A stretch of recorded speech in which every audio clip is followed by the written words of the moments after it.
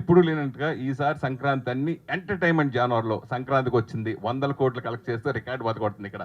అలాగే సుందర్ సీది మీరు ఇందాక మనం అనుకుంటా కామెడీ మెయిన్, తర్వాత ఒక హారర్ అతని జోనరు. అయితే ఎంటర్టైన్మెంట్కి ప్రేక్షకులు తెలుగుతో పాటు తమిళ ఆడియన్స్ కూడా అలవాటు పడ్డారంటారా ఇప్పుడు?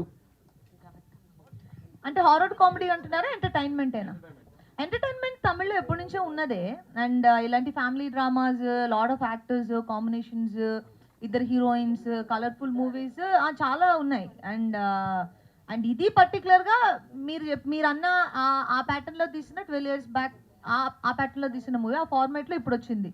కానీ ఇప్పుడు మనకి ఆడియన్స్ కంటున్నా, ఇప్పుడు ఆడియన్స్ ఆ సినిమాని ఎలా చూస్తున్నారంటే, ఇప్పుడు ప్లే చేసిన మై డియర్ సాంగ్కి నేను పర్సనల్గా విట్నెస్ చేసింది, వాళ్ళు లేచి నుంచి డాన్స్ చేస్తున్నారు.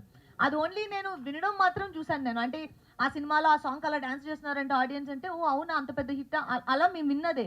నేను పర్సనల్గా చూసింది నేను ఈ మూవీలోనే. ఆ సాంగ్ కోసం వెయిట్ చేస్తున్నారు వాళ్ళు. ఇప్పుడు అడిగిన మీరు క్వశ్చన్కి one of the main reasons ఆ సాంగ్ అండ్ కామెడీ. అంటే ఆ మూవీ అంత పెద్ద హిట్ అవ్వడానికి ఆ సాంగ్ చాలా పెద్ద హెల్ప్ చేసింది.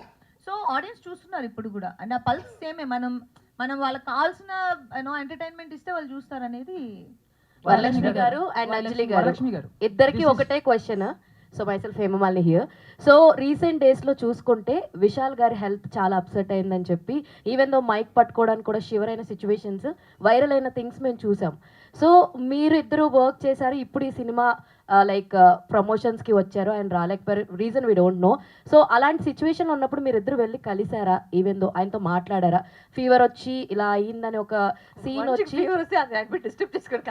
No no not like that. అంటే సిచ్యువేషన్స్ చాలా డిఫరెంట్గా ఉండే. సో మీరు కలిసి all the promotions after that, so why are you stuck on him not feeling well? He's become better now, right? ఇప్పుడు So okay no point going on talking about his sickness. He's become fine. He came for the success meet. He was Success fine. meet లో ఆయన మళ్ళీ mention చేశారు. the topic తీసుకునేది వచ్చి there's no point because he's not still sick. So Okay. that question is quite irrelevant because now he's become okay. He's come for promotions. He's also moved on. So I think we also should move on from his sickness. That's what he asked. అంటే ఇప్పుడు thanks meet లో కూడా ఆయన విశాల్ చెప్పింది అదే, like I'm very much well and ఇప్పుడు ప్రస్తుతానికి తనకు చాలా బాగున్నాడు. అండ్ తనే మెన్షన్ చేసింది కూడా, it's let's leave it there అనేది తను మెన్షన్ చేసింది. డన్.